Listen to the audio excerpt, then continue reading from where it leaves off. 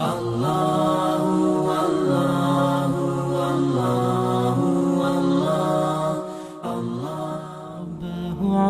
إني للنور مدت يداي، نزعت أسرار قلبي وجئت ألقي أسايا.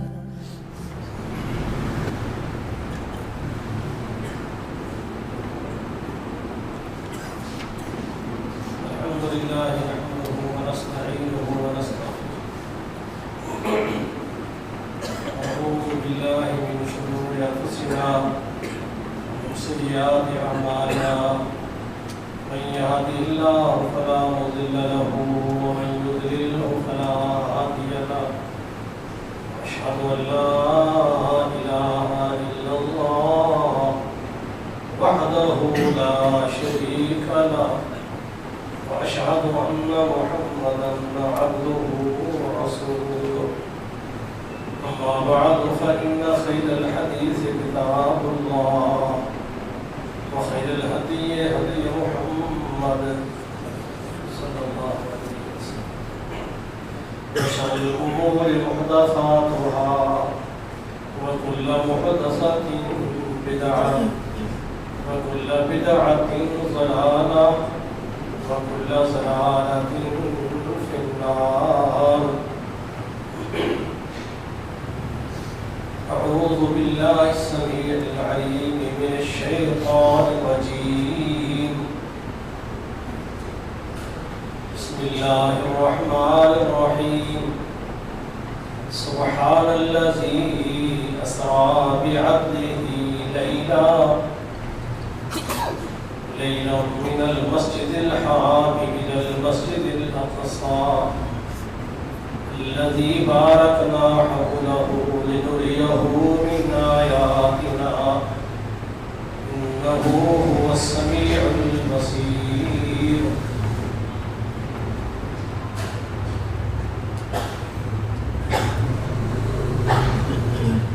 محمد رسول اللہ صلی اللہ علیہ وسلم بحیثیت انسان معاشرے میں محمد بن عبداللہ کے نام سے پیدا ہوئے. اپنا بچپن، لڑکپن اور اپنی جوانی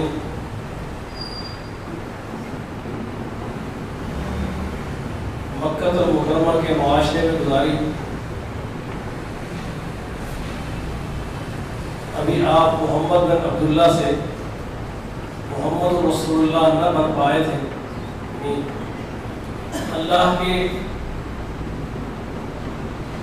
اللہ عز و جل کے ہاں تو آپ نبوت کے درجے پر فائز تھے، لیکن باضابطہ نبوت کا تاج آپ کے سر پہ رکھا گیا. انسانیت میں، انسانوں میں، معاشرے میں آپ کو بطور نبی و مبعوث کیا گیا. اس وقت آپ کی عمر 40 سال کے قریب تھی.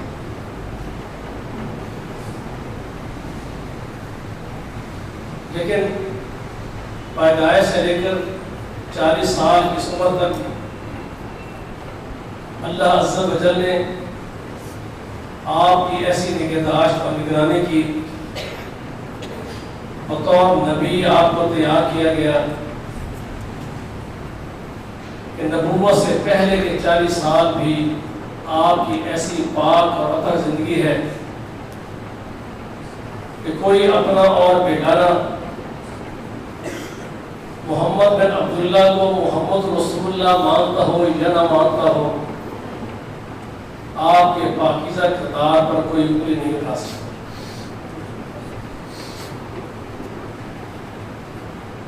چالیس سال کی عمر گزاری.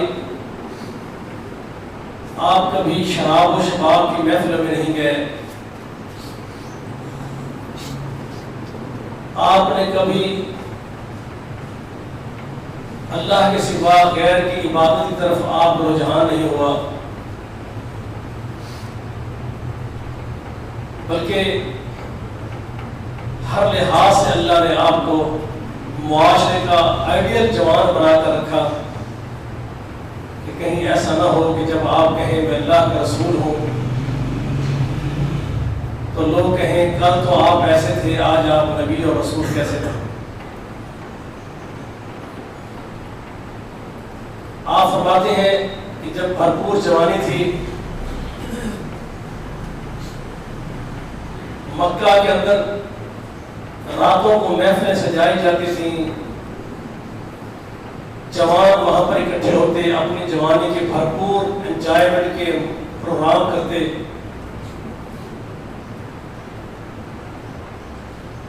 گانے بجانے کی محفلیں اور معاملات ایسے چلتے۔ آپ فرما رہے ہیں، بتانا یہ چاہتے ہیں کہ میں اللہ کیسے میری نگرانی کرتا تھا۔ میں ایک دن ایسا ہوا کہ میں بھی اس خیال سے کہ آج رات میں بھی جا کر مکہ کے اس میلے میں رات کے جشن کو دیکھوں۔ ابھی میں چلا ہی تھا مکہ سے باہر کی طرف کہ مجھ پہ ایسی تھکاوٹ تاری ہوئی کہ میں پتھر کے ساتھ ٹیک لگا کر بیٹھ گیا۔ ایسی غنودگی طاری ہوئی کہ رات ساری گزر گئی، صبح کا سورج طلوع ہو گیا۔ اللہ عز و جل نے اپنے پیغمبر علیہ السلام کو، جو ابھی اعلان نبوت نہیں ہوا تھا، ایسی محفلوں سے بھی دور کر دیا کہ کبھی کوئی یہ نہ کہے کہ آج جس حیا، شرم اور کردار کی آپ دعوت دیتے ہیں تو معاذ اللہ کا تو آپ ایسے تھے۔ یہی وجہ ہے کہ جب آپ نے اعلان نبوت کیا تو پہلی بات یہ پوچھی لوگوں سے صفا پہاڑی پر کھڑے ہو کر کہ اے مکہ کے لوگوں، میری 40 سالہ زندگی میں تم نے محمد کو کیسے پایا ہے؟ اس طرح سے کبھی جھوٹ بولا ہو، بدعہدی کی ہو، کردار میں کوئی کوتاہی ہو، میری زندگی میں کوئی ایسی بات ہو جو تمہیں ناگوار اخلاق کے لحاظ سے، کردار کے لحاظ سے، حیا کے لحاظ سے، دیانت کے معاملات میں آپ تاجر تھے تو آپ جیسا تاجر کوئی نہ تھا، آپ انسانیت کے ہمدرد تھے تو آپ جیسا ہمدرد کوئی نہ تھا۔ پورا معاشرہ بھائی زبان یہ گواہی دیتا ہے کہ اے محمد بن عبداللہ صلی اللہ علیہ وسلم، ہم نے آپ جیسا ہماری آنکھوں میں کوئی دیکھا ہی نہیں۔ پھر آپ فرماتے ہیں کہ میں اللہ کا نبی ہوں، مجھے اللہ نے نبوت پر سرفراز کیا ہے، مجھ پر ایمان لانا اور مجھے نبی ماننا اور میری پیروی کرنا یہ تم پر لازم کیا گیا ہے۔ میری نبوت کا بنیادی مقصد جو ہر نبی کا ہوتا ہے وہ یہی ہے، وَلَقَدْ بَعَثْنَا فِي كُلِّ أُمَّةٍ رَسُولًا أَنِ اعْبُدُوا اللَّهَ وَاجْتَنِبُوا الطَّاغُوتَ۔ یہی ایک بنیادی نقطہ ہے کہ اللہ کے سوا اس کائنات میں نہ کسی کی عبادت کی جائے گی، نہ کسی کو معبود مانا جائے گا، معبود برحق صرف ایک اللہ ہے۔ اللہ کے پیغمبر صلی اللہ علیہ وسلم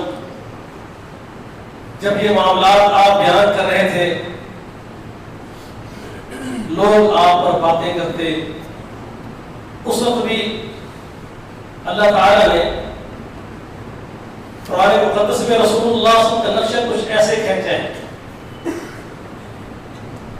فرمایا بسم اللہ الرحمن الرحیم والنجم اذا هوى ما ضل صاحبكم وما غوى وما ينطق عن الهوى ان هو الا وحی یوحى۔ اللہ فرماتے ہیں مجھے ستارے کی قسم ہے جب ڈوب جائے۔ یہاں کئی باتیں جو اللہ کی مخلوق سورج اور چاند ستاروں کی پوجا کرتے ہیں، جو ستاروں سے اپنی قسمتیں اور مقدریں تلاش کرتے ہیں، ان کے لیے بھی قرآن اس آیت میں چیلنج ہے کہ جو ستارہ اپنے وجود کو برقرار نہ رکھ سکے، ڈوب جائے، ٹوٹ جائے، گر جائے، تو اس سے معبود ماننا یا اس سے قسمتیں اور امیدیں وابستہ کرنا عقل انسانی کے انتہائی خلاف ہے۔ دوسرا اگلی آیت کو ساتھ ملائیں کہ ما ضل صاحبکم وما غوی، مفہوم یہ بھی ہے کہ محمد رسول اللہ صلی اللہ علیہ وسلم کے زمانے میں لوگ دریاؤں میں صحراؤں میں سفر کرتے، ستاروں کو دیکھ کر اپنی راستے کا تعین کرتے کہ ہم جس سمت جا رہے ہیں صحیح جا رہے ہیں یا غلط جا رہے ہیں۔ فرمایا محمد رسول اللہ صلی اللہ علیہ وسلم آپ کوئی ایسا ستارہ نہیں ہے بلکہ وداعیا الی اللہ باذنہ وسراجا منیرا، آپ تو انسانیت کے لیے ہدایت کا چمکتا ہوا سورج ہیں۔ ستارے ٹوٹ جائیں تمہاری منزل مخدوش ہو سکتی ہے، لیکن محمد رسول اللہ صلی اللہ علیہ وسلم اللہ کے وہ نبی ہیں کہ آپ فرماتے ہیں میں جو دین، جو ہدایت، جو ضابطۂ اخلاق، ضابطۂ حیات میں دے کر جا رہا ہوں، اس دین کی دن بھی روشن ہے اور اس کی راتیں بھی دن کی طرح روشن ہے۔ اللہ فرماتے ہیں ما ضل صاحبکم وما غوی، یہ تمہارے ساتھی، یہ تم میں 40 سال گزارنے والے، شب و روز تجارت کرنے والے، تم میں رہ کر شادی بیاہ کرنے والے، اسی معاشرے کے فرد ہیں محمد رسول اللہ صلی اللہ علیہ وسلم، لیکن تم آج 40 سالہ ان کی زندگی کی گواہیاں، پاک اور اطہر گواہیاں دینے کے بعد جب وہ میری ذات کی الوہیت کی اور عبادت کا تذکرہ کرتے ہیں، پھر تمہیں شک شروع ہو جاتا ہے محمد کریم علیہ السلام پر، پھر تم مجنون اور دیوانہ کہنا شروع کر دیتے ہو، پھر کہتے ہو کہ نہیں معاذ اللہ کی ہدایت سے ہٹ کے کوئی اور راستہ ہمیں پیش کر رہے ہیں۔ معاذ اللہ صاحبکم وما غوی، تمہارا رب اس بات کی گواہی دیتا ہے کہ محمد کریم علیہ السلام نہ یہ راستے سے ہٹے ہیں اور نہ ہی یہ کوئی غلط راستہ میں اختیار کیا ہے۔ معاذ اللہ یعنی بھول کر بھی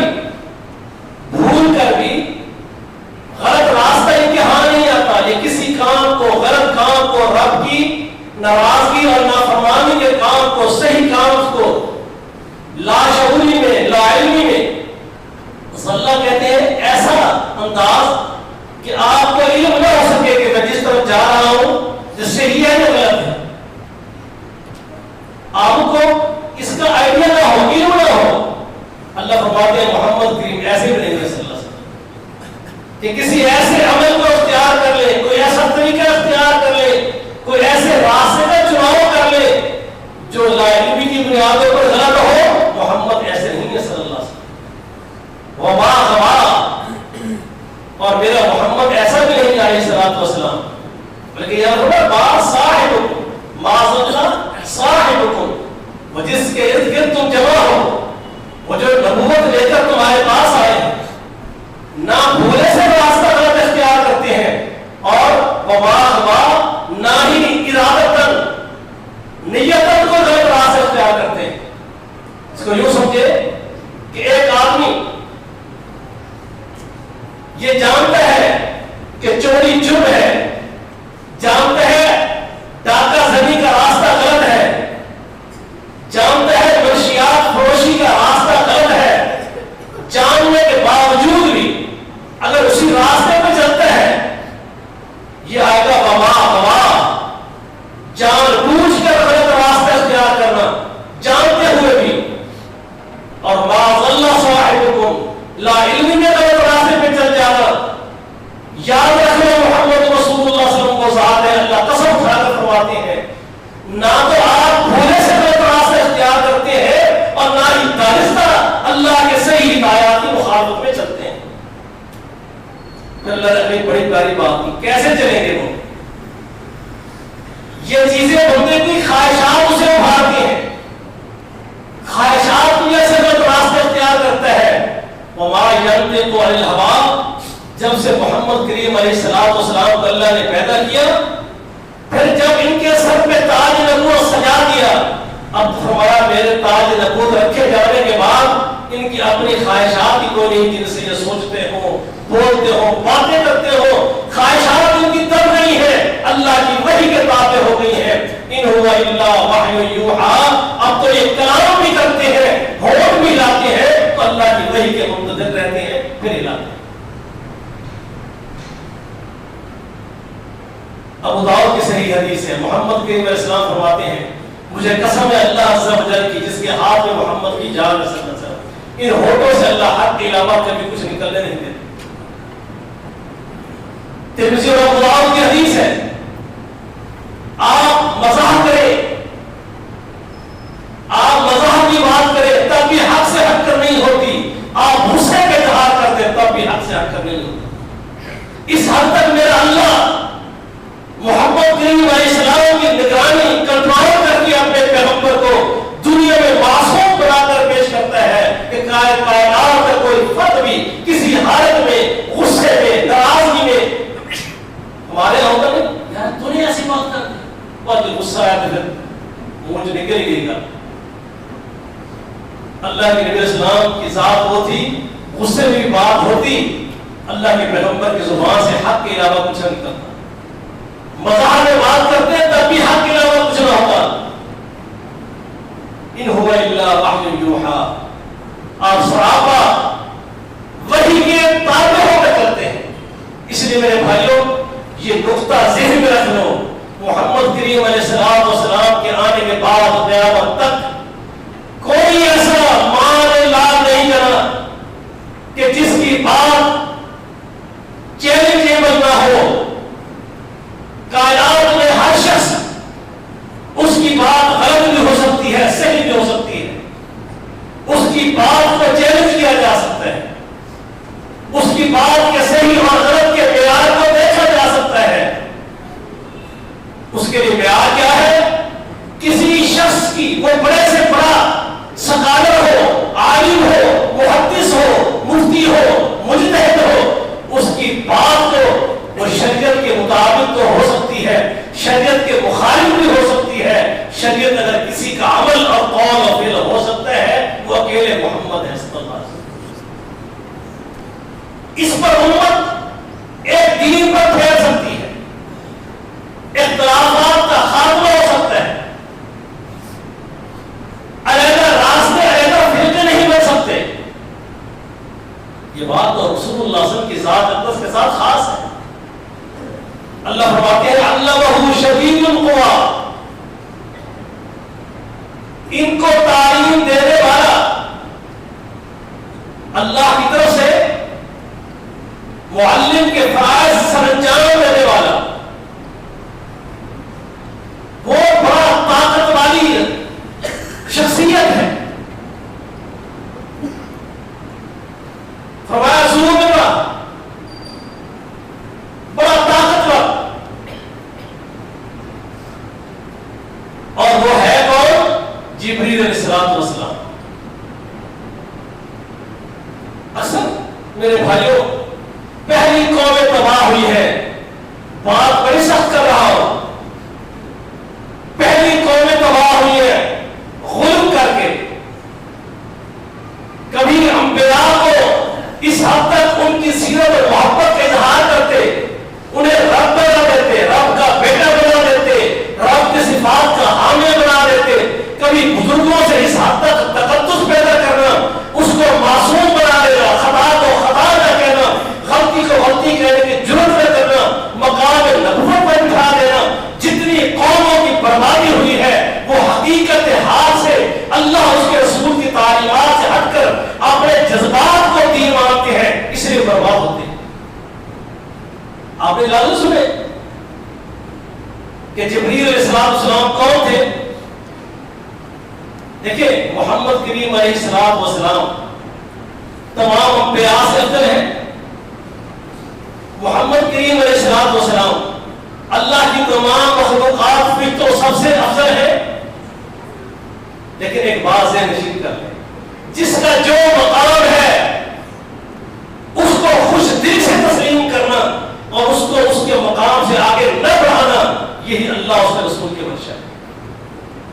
یہ جملے تمہیں زیب دیتے ہیں؟ اللہ قرآن میں کیسے بیان کرتے ہیں؟ اب تم کیسے کہتے ہو کہ جبریل علیہ السلام محمد کریم علیہ السلام کے دربان ہے؟ الفاظ کا چناؤ غلط ہے. اللہ فرماتے ہیں اللہ وہ تو معلم ہے محمد کریم کے علیہ السلام، شدید القوا ذو مرہ، بڑا ہی طاقت والا. نبی اسلام فرماتے ہیں میں نے جبریل السلام کو دیکھا، اس نے دو پر کھولے، مشرق اور مغرب کو ڈھانپ دیا، اور اس کے 600 پر ہے. تفاصیل میں آتے ہیں کہ لوط علیہ السلام کی جو قوم رب کی بغاوت پر بہت زیادہ آمادہ ہو گئی، جبریل علیہ السلام نے پورے زمین کے ٹکڑے کو اپنے پر کو اٹھایا اور آسمان کے قریب میں جا کر ان کا پٹخ دیا. اللہ کے رسول صلی اللہ علیہ وسلم کی عظمت اپنے مقام پر. کبھی اس انداز سے قرآن پاک میں کیا ہے؟ لا نفرق بین احد من رسلہ، اللہ ہم میرے رسولوں میں کوئی تفریق نہیں کرتے. محمد کریم علیہ السلام سے فرماتے ہیں میں آدم علیہ السلام کی ساری اولاد کا سردار ہوں، سمعنا واطعنا. یہ ہمارا ایمان ہے. بیت المقدس میں معراج کی رات 1,24,000 کم و بیش انبیاء کی امامت کرائی، سمعنا واطعنا. لیکن نبیوں کو نبی بنا کر مانا جائے. ایک دفعہ ایک ریلی میں یا بیاسی کے چوک میں نام لے تو شخص کا خطاب کرتے ہوئے کہنے لگا کہ 1,24,000 انبیاء محمد رسول اللہ صلی اللہ علیہ وسلم کے جوتے کی خاک جو ہے وہ مقابلہ نہیں کر سکتے. یہ انبیاء کی شان ہے، یہ اللہ کے رسول کی تعلیم ہے. یہ غلط کرنا یہ رب کو پسند نہیں ہے. صحیح بخاری میں حدیث ہے، محمد رسول اللہ صلی اللہ علیہ وسلم کے ایک صحابی نے ایک شخص کو تھپڑ مارا. اس نے یہ لفظ کہے کہ مجھے قسم ہے موسیٰ علیہ السلام کے رب کی جس نے موسیٰ علیہ السلام کو تمام جہانوں پر فضیلت دی.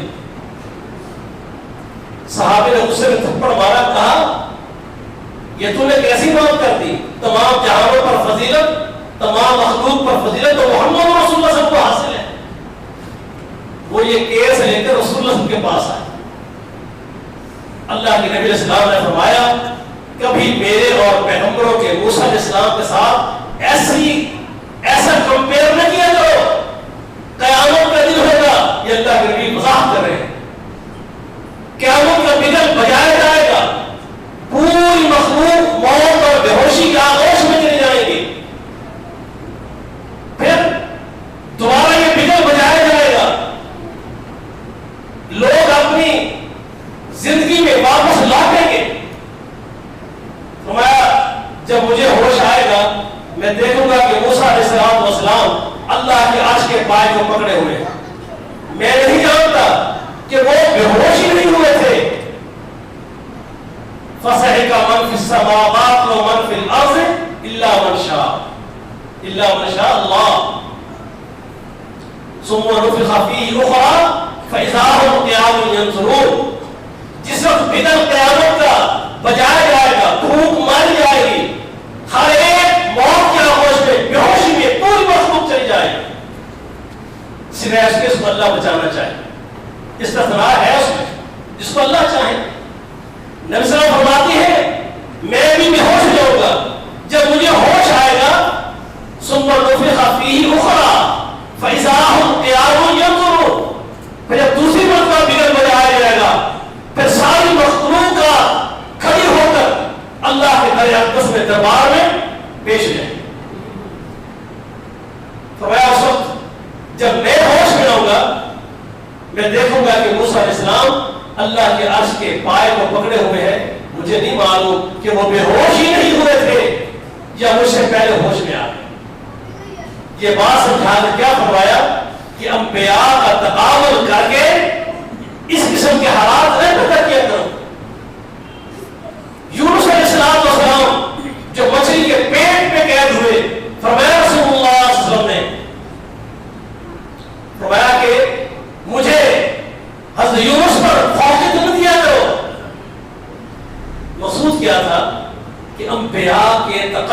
میں کمی نہ آئے. یہ بات حق ہے کہ آپ امام الانبیاء ہیں، یہ بات حق ہے کہ آپ آدم علیہ السلام کی تمام اولاد کے سردار ہیں، جن میں انبیاء بھی آتے ہیں. لیکن کسی نبی کے ساتھ تقابل میں یہ انداز اختیار کر دینا کہ وہ اللہ کے نبی کا مقام نبوت اور ان سے گرا دینا، لا نفرق بین احد من الرسل، ہمارا قرآن ہمیں تعلیم دیتا ہے کہ اس بات کا اقرار کرو اے اہل ایمان کہ اللہ اپنے رسولوں میں سے کسی کے درمیان کوئی تفریق نہیں کرتا. جبریل علیہ السلام بڑے عالیشان فرشتوں میں سے بڑے عالیشان عظمت والا یہ اللہ کا فرشتہ ہے. اس کا اس انداز سے خلق کر کے کہتے ہیں جبریل السلام کو اللہ نے بھیجا محمد کریم علیہ السلام کو لے آؤ ہمارے پاس لے کر. ایسی بےہودگی کریں گے، عشق و شوق کی کہانی چلائیں گے، اللہ کو یوں دیوانہ معاذ اللہ شو کریں گے کہ بس جلدی جلدی میرے محبوب کو لے کر آؤ. جبریل السلام پہنچ گئے، دیکھا آپ سو ہوئے ہیں، کہا اللہ اب ان کو جگائیں، کیسے جگائیں؟ پھر جبریل السلام نے اپنے پر رسول اللہ صلی اللہ علیہ وسلم کے قدموں سے مس کیے. اللہ کی قسم ہے اگر یہ میرے پیغمبر کے الفاظ ہو تو ہم ایمان سے خارج ہو جائے تو تسلیم نہ کریں، پر اگر میرے پیغمبر کے الفاظ نہ ہو تو اپنی مرضی سے کوئی الفاظ بنا کر اسے دین کا حصہ نہیں بنانا چاہیے. جبریل السلام محمد کریم علیہ السلام کو اللہ کا دین سکھاتے ہیں، اللہ کی وحی پہنچاتے ہیں. فرمایا وَهُوَ بِالْأُفُقِ الْأَعْلَى، افق اعلیٰ پر وہ نظر آئے رسول اللہ صلی اللہ علیہ وسلم آسمانوں کی طرف. فاستوى، وہ طاقت والا فرشتہ سیدھا آسمانوں کے کنارے پر نمودار ہوا. ثم دنا فتدلى، پھر محمد کریم علیہ السلام کے لیے آسمان کے کناروں سے نیچے قریب آیا.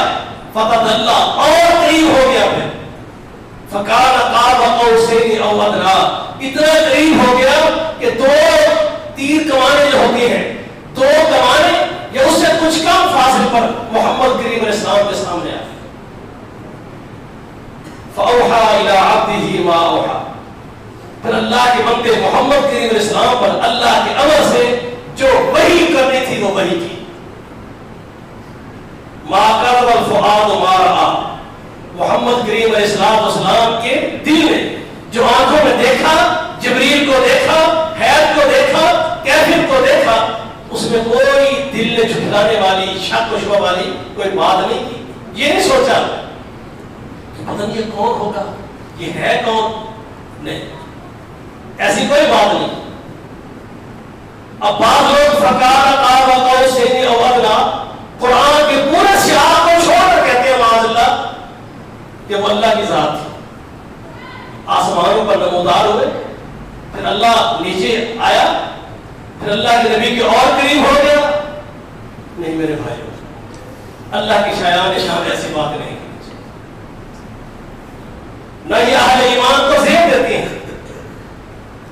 یہ پورا عنوان ہے جس میں معراج کے تذکرے بھی آتے ہیں. آگے سدرۃ المنتہا کی بات بھی آ رہی ہے. سدرۃ المنتہا 7ویں آسمان پر ایک بیری کا درخت ہے جس پر مخلوق کی اخیر ہے. اللہ کے فرشتے، جبریل، جتنے بھی ہیں، کوئی سے آگے نہیں جا سکتا. اللہ کے احکامات، اللہ کی وحی اگر جبریل علیہ السلام اللہ سے لیتے ہیں تو صرف اسی سدرہ تک. کیونکہ قُلْ لَوْ كَانَ مَعَهُ آلِهَةٌ كَمَا يَقُولُونَ إِذًا لَابْتَغُوا إِلَىٰ ذِي الْعَرْشِ سَبِيلًا، اللہ کے سوا کائنات میں کوئی بھی معبود ہوتا، طاقت والا ہوتا، اللہ کے مقابل اس کے پاس بھی کوئی اختیارات ہوتے. اللہ فرماتے ہیں جیسے یہ لوگ کہتے ہیں، لوگوں کا دعویٰ ہے کہ زمین و آسمان پر تسلط کسی اور کا بھی ہے، سورج چاند ستارے کسی اور کے حکم سے بھی ڈوبتے ہیں. جب جہاں شاہ شمس نے نیچے اتار لیا، جب جہاز نے پیچھے کھینچ لیا رضی اللہ عنہ. اس قسم کی بدعقیدگی اگر کسی کے پاس کائنات میں تصرف کا کوئی بھی اختیار ہوتا وہ اللہ کے عرش پہ پہنچنے کی کوشش کرتے جو اللہ عز و جل کی طاقتوں کا مرکز ہے. اگر یہاں پر کوئی بغاوت کرے، حکومت پر قبضہ کرنا چاہے تو اسلام آباد کا رخ کرے گا. اگر کوئی اللہ کی پوری کائنات سلطنت میں کوئی ایک ذرے کے برابر بھی رب کے مقابل میں کچھ اختیار رکھتا ہوتا تو اس کا بھی شوق ہوتا کہ سلطنت میں جا کے قبضہ کر. لیکن اللہ فرماتے ہیں کوئی بھی کائنات میں محمد رسول اللہ صلی اللہ علیہ وسلم، بلکہ بڑی خوشی ہوئی احمد رضا صاحب بریلوی نے بھی یہ کیا کہ جو یہ روایت لوگوں میں معروف ہے، بعض لوگ کرتے ہیں کہ نبی السلام عرش میں گئے، پھر عرش کے تقدس میں جوتے اتارنے لگے، عرش حرکت کرنے لگ گیا. اللہ فرماتے ہیں میرا پیغمبر، میرا محبوب جوتے نہ اتارو، جوتے سمیٹ سکتے ہیں اور یہ سب سے بڑا کائنات کا جھوٹ ہے. کوئی ایسی حقیقت نہیں. محمد کریم علیہ السلام بڑی عظمتوں کے باوجود اللہ کے بندے، اللہ کی عبادت کرنے والے ہیں. اس لیے بات یہ ہے جو آیت میں نے شروع سے پڑھی تھی، جو میں گفتگو کرنا چاہتا تھا،